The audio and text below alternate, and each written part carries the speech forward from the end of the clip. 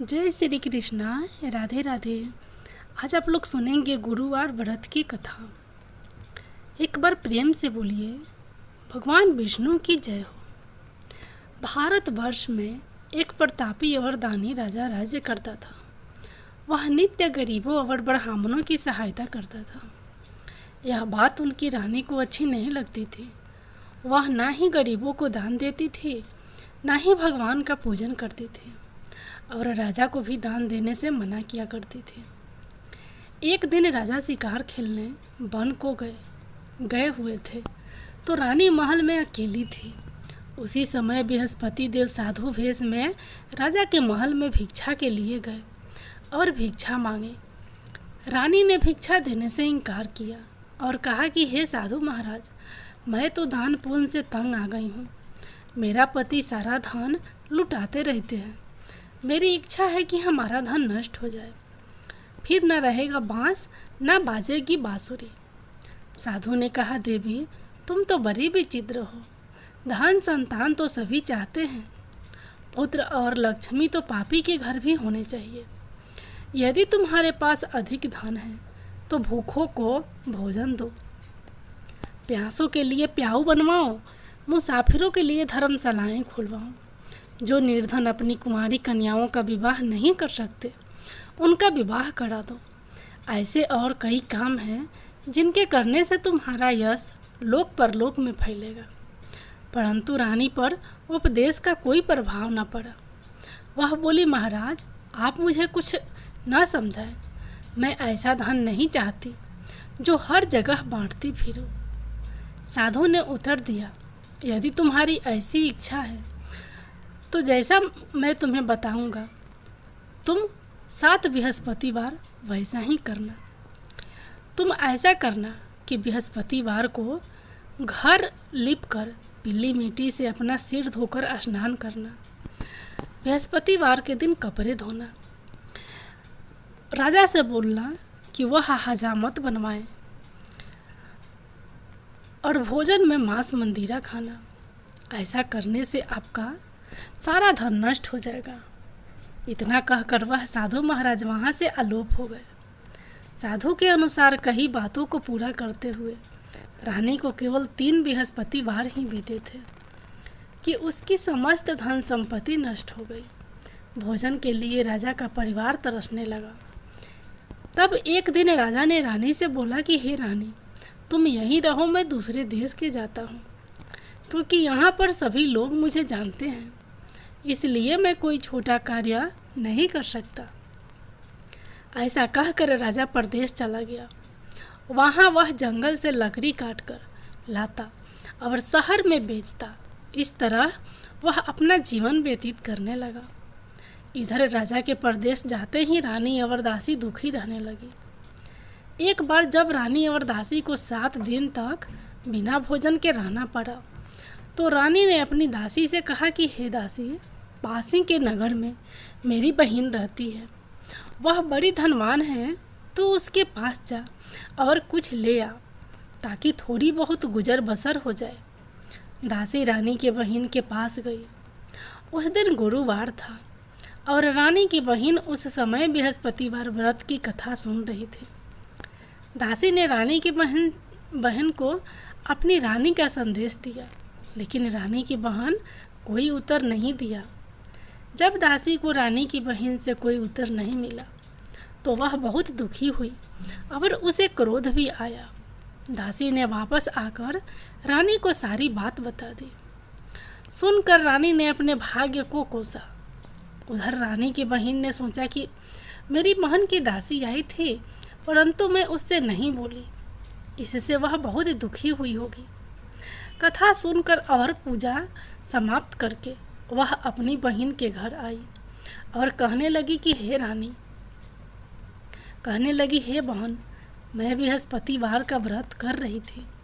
तुम्हारी दासी मेरे घर आई थी, परंतु जब तक कथा होती है तब तक ना तो उठते हैं और ना ही बोलते हैं, इसलिए मैं नहीं बोली। कहो दासी क्यों गई थी? रानी बोली, बहन तुमसे क्या छिपाऊं, हमारे घर में खाने तक को अनाज नहीं था। ऐसा कहते कहते रानी की आंखें भर आई। उसने दासी समेत पिछले 7 दिनों से भूखे रहने तक की बात अपनी बहन को विस्तार पूर्वक सुना दी। रानी की बहन बोली, देखो बहन, भगवान बृहस्पति देव सबकी मनोकामना को पूर्ण करते हैं। देखो, शायद तुम्हारे घर में अनाज रखा हो। पहले तो रानी को विश्वास नहीं हुआ, पर बहन के आग्रह करने पर उसने अपनी दासी को अंदर भेजा तो उसे सचमुच अनाज से भरा एक घड़ा मिल गया। यह देखकर दासी को बड़ी हैरानी हुई। दासी रानी से कहने लगी कि हे रानी, जब हमको भोजन नहीं मिलता तो हम व्रत ही तो करते हैं, इसलिए क्यों ना इनसे व्रत और कथा की विधि पूछ ली जाए ताकि हम भी व्रत कर सकें। तब रानी ने अपने बहन से बृहस्पतिवार व्रत के बारे में पूछा। उसकी बहन ने बताया, बृहस्पतिवार के व्रत में चने की दाल और मुनाका से विष्णु भगवान का केले की जड़ में पूजन करें तथा दीपक जलाएं, व्रत कथा सुने और पीला भोजन ही करें। इससे बृहस्पति देव प्रसन्न होते हैं। व्रत और पूजन विधि बताकर रानी की बहन अपने घर को लौट गई। 7 दिन के बाद जब गुरुवार आया तो रानी और दासी ने व्रत रखा। घुड़ साल में जाकर चना और गुड़ ले आई, फिर उससे केले की जड़ तथा विष्णु भगवान का पूजन किया। अब पीला भोजन कहाँ से आए, इस बात को लेकर दोनों बहुत दुखी थे, चूँकि उन्होंने व्रत रखा था। इसलिए बृहस्पति देव उनसे प्रसन्न थे। इसलिए वे एक साधारण व्यक्ति का रूप धारण कर 2 थालों में सुंदर पीला भोजन दासी को दे गए। भोजन पाकर दासी प्रसन्न हुई और फिर रानी के साथ मिलकर भोजन ग्रहण किया। उसके बाद वे सभी गुरुवार को व्रत और पूजन करने लगी। बृहस्पति भगवान की कृपा से उनके पास फिर से धन संपत्ति आ गई, परंतु रानी फिर से पहले की तरह आलस्य करने लगी। तब दासी बोली, देखो रानी, तुम पहले भी इस प्रकार आलस्य करती थी।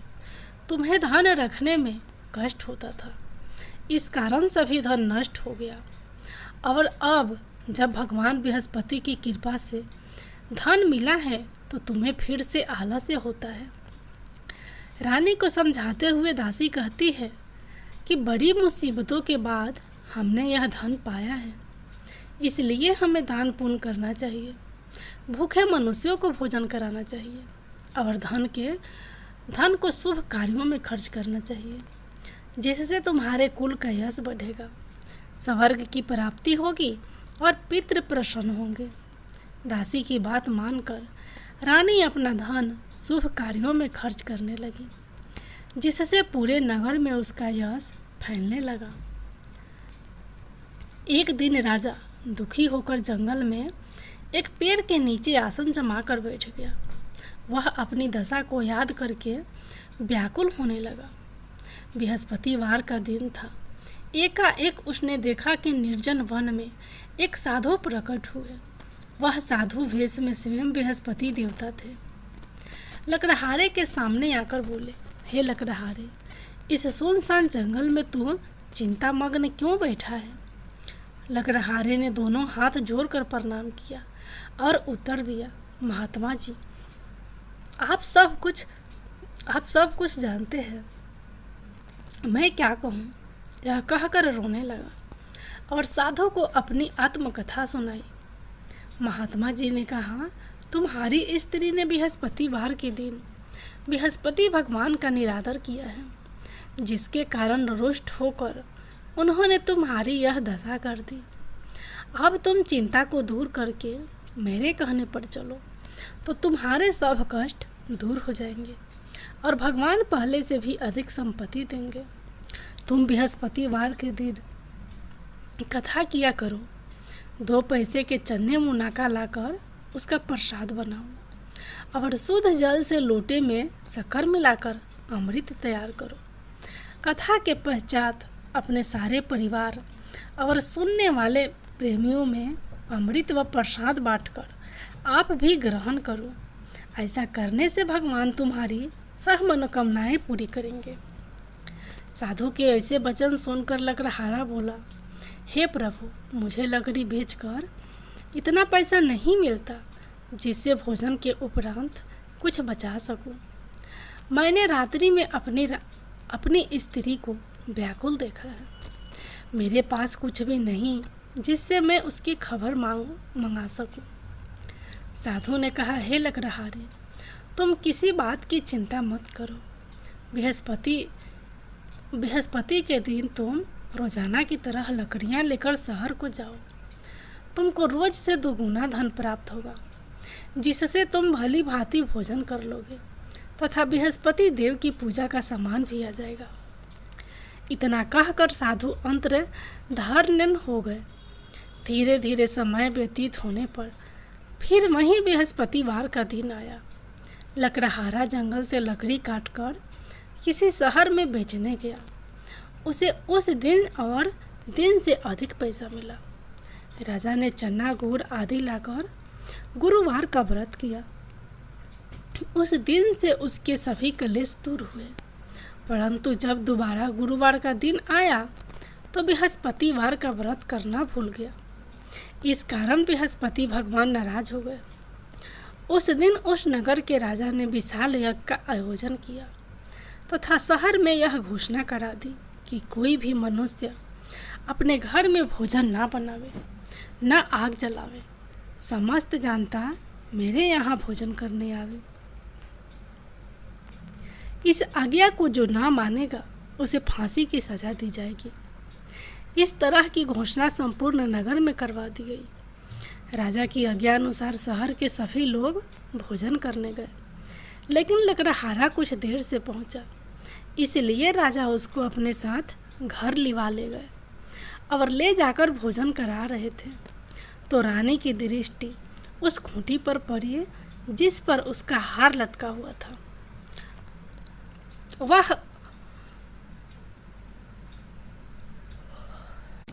वहां पर दिखाई नहीं दिया। रानी ने निश्चय किया कि मेरा हार इस मनुष्य ने चुरा लिया है। उसी समय सिपाहियों को बुलाकर उसको कारागार में डलवा दिया। जब लकड़हारा कारागार में पड़ गया और बहुत दुखी होकर विचार करने लगा कि न जाने कौन से पूर्व जन्म के कर्म से मुझे यह दुख प्राप्त हुआ है, और उसी साधु को याद करने लगा जो कि जंगल में मिला था। उसी समय तत्काल बृहस्पति देव साधु के रूप में प्रकट हुए और उसकी दशा को देखकर कहने लगे, अरे मूर्ख, तूने बृहस्पति देव की कथा नहीं करी, इस कारण तुझे दुख प्राप्त हुआ है। अब चिंता मत कर। बृहस्पतिवार के दिन कारागार के दरवाजे पर 4 पैसे पड़े मिलेंगे। उनसे तो बृहस्पति देव की पूजा करना, तेरे सभी कष्ट दूर हो जाएंगे। बृहस्पति के दिन उसे 4 पैसे मिले। लकड़हारे ने कथा कही। उसी रात्रि को बृहस्पति देव ने उस नगर के राजा को सपने में कहा, हे राजा, तुमने जिस आदमी को कारागार में बंद कर दिया है वह निर्दोष है, वह राजा है, उसे छोड़ देना। रानी का हार उसी खूंटी पर लटका है। अगर तू ऐसा नहीं करेगा तो मैं तेरे राज्य को नष्ट कर दूंगा। इस तरह रात्रि के सपने को देखकर राजा प्रातः काल उठा और खूंटी पर हार देखकर लकड़हारे को बुलाकर क्षमा मांगी तथा लकड़हारे को योग्य सुंदर वस्त्र आभूषण देकर विदा कर दिया। बृहस्पति देव की आज्ञा अनुसार लकड़हारा अपने नगर को चल दिया। राजा जब अपने नगर के निकट पहुंचा तो उसे बड़ा आश्चर्य हुआ। नगर में पहले से अधिक बाग, तालाब, कुएं तथा बहुत सी धर्मशाला, मंदिर बन गई। राजा ने पूछा कि यह किसका बाग और धर्मशाला है। तब नगर के लोग कहने लगे कि यह सब रानी और दासी के है। तो राजा को आश्चर्य हुआ और गुस्सा भी आया। जब रानी ने यह खबर सुनी कि राजा आ रहे हैं तो उन्होंने दासी से कहा कि हे दासी, देख, राजा हमको कितनी बुरी हालत में छोड़ गए थे। हमारी ऐसी हालत देखकर वह लौट न जाए, इसलिए तू दरवाजे पर खड़ी हो जा। रानी की आज्ञा अनुसार दासी दरवाजे पर खड़ी हो गई। राजा आए तो उन्हें अपने साथ लिवा लाई। तब राजा ने क्रोध करके अपनी रानी से पूछा कि यह धन तुम्हें कैसे प्राप्त हुआ है। तब उन्होंने कहा, हमें यह धन बृहस्पति देव के इस व्रत के प्रभाव से प्राप्त हुआ है। राजा ने निश्चय किया कि 7 रोज बाद तो सभी बृहस्पति देव का पूजन करते हैं, परंतु मैं प्रतिदिन दिन में 3 बार कहानी तथा रोज व्रत किया करूँगा। अब हर समय राजा के दुपट्टे में चने की दाल बंधी रहती तथा दिन में 3 बार कहानी कहता।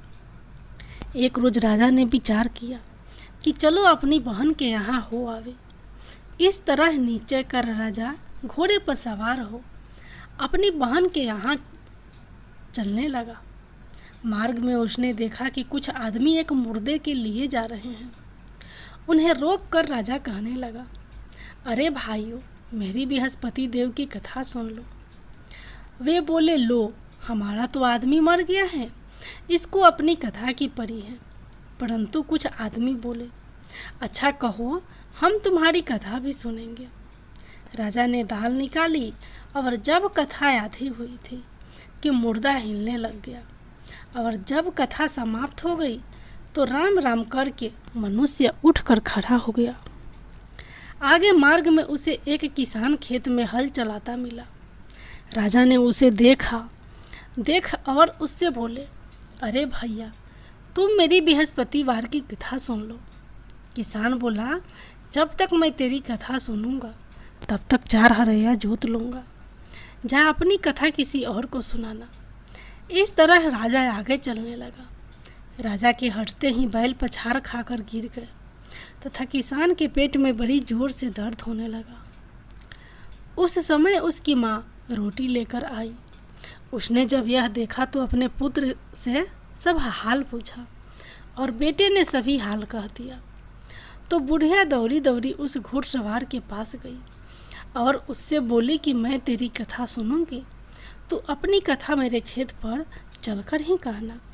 राजा ने बुढ़िया के खेत पर जाकर कथा कही, जिसके सुनते ही वह बैल उठकर खड़े हुए तथा किसान के पेट का दर्द भी बंद हो गया। राजा अपनी बहन के घर पहुंचा। बहन ने भाई की खूब मेहमानी की। दूसरे रोज प्रातःकाल राजा जगा तो वह देखने लगा कि सब लोग भोजन कर रहे हैं। राजा ने अपनी बहन से कहा, ऐसा कोई मनुष्य है जिसने भोजन नहीं किया हो, तो मेरी बृहस्पतिवार की कथा सुन ले। बहन बोली, हे भैया, यह देश ऐसा ही है कि पहले यहाँ लोग भोजन करते हैं, बाद में अन्य काम करते हैं। अगर कोई पड़ोस में हो तो देखकर आती हूँ। वह ऐसा कहकर देखने चली गई, परंतु उसे कोई ऐसा व्यक्ति नहीं मिला जिसने भोजन ना किया हो। अतः वह एक कुम्हार के घर गई जिसका लड़का बीमार था। उसे मालूम हुआ कि उनके यहाँ 3 रोज से किसी ने भोजन नहीं किया है। रानी ने अपने भाई की कथा सुनने के लिए कुम्हार से कहा। वह तैयार हो गया। राजा ने जाकर बृहस्पतिवार की कथा कही, जिसको सुनकर उसका लड़का ठीक हो गया। अब तो राजा की प्रशंसा होने लगी। एक रोज राजा ने अपनी बहन से कहा कि हे बहन, हम अपने घर को जाएंगे, तुम भी तैयार हो जाओ। राजा की बहन ने अपनी सास ने कहा चली जा, परंतु अपने लड़कों को मत ले जाना, क्योंकि तेरे भाई के कोई औलाद नहीं है। बहन ने अपने भैया से कहा, हे भैया, मैं तो चलूँगी पर कोई बालक नहीं जाएगा। राजा बोला, जब कोई बालक नहीं चलेगा तब तुम ही क्या करोगी जाकर। बड़े दुखी मन से राजा अपने नगर को लौट आया। राजा ने अपनी रानी से कहा, हम निसंतान हैं, हमारा मुंह देखने का धर्म नहीं है और कुछ भोजन नहीं किया। रानी बोली, हे प्रभु, बृहस्पति देव ने हमें सब कुछ दिया है, वह हमें औलाद अवश्य देंगे। उसी रात को बृहस्पति देव ने राजा के सपने में आकर कहा, हे राजा, उठ, सभी सोच त्याग दे, तेरी रानी गर्भ से है। राजा की यह बात सुनकर बड़ी खुशी हुई। 9वें महीने में उसके गर्भ से एक सुंदर पुत्र पैदा हुआ। तब राजा बोला, हे रानी, स्त्री बिना भोजन के रह सकती है, पर बिना कहे नहीं रह सकती। जब मेरी बहन आवे तुम उससे कुछ कहना मत। रानी ने सुनकर हाँ कर दिया। जब राजा की बहन ने यह शुभ समाचार सुना तो वह बहुत खुश हुई तथा बधाई लेकर अपने भाई के यहाँ आई। तभी रानी ने कहा, घोड़ा चढ़कर तो नहीं आई, गधा चढ़ी आई। राजा की बहन बोली, भाभी मैं इस प्रकार ना कहती तो तुम्हें औलाद कैसे मिलती। बृहस्पति देव ऐसे ही हैं, जैसे जिसके मन में कामनाएं हैं सभी को पूर्ण करते हैं। जो सद्भावनापूर्वक बृहस्पतिवार का व्रत करता है एवं कथा पढ़ता है अथवा सुनता है, दूसरों को सुनाता है, बृहस्पति देव उसकी सभी मनोकामना पूर्ण करते हैं। भगवान बृहस्पति देव उसकी सदैव रक्षा करते हैं। संसार में जो मनुष्य सद्भावना से भगवान जी का पूजन व्रत सच्चे हृदय से करते हैं तो उनकी सभी मनोकामनाएं पूर्ण करते हैं। जैसी सच्ची भावना से रानी और राजा ने उनकी कथा का गुणगान किया था, उनकी सभी इच्छाएं बृहस्पति देव जी ने पूर्ण की थी। इसलिए पूर्ण कथा सुनने के बाद प्रसाद लेकर जाना चाहिए। हृदय से उनका मनन करते हुए जयकारा बोलना चाहिए। बोलो बृहस्पति देव की जय हो, भगवान विष्णु की जय हो।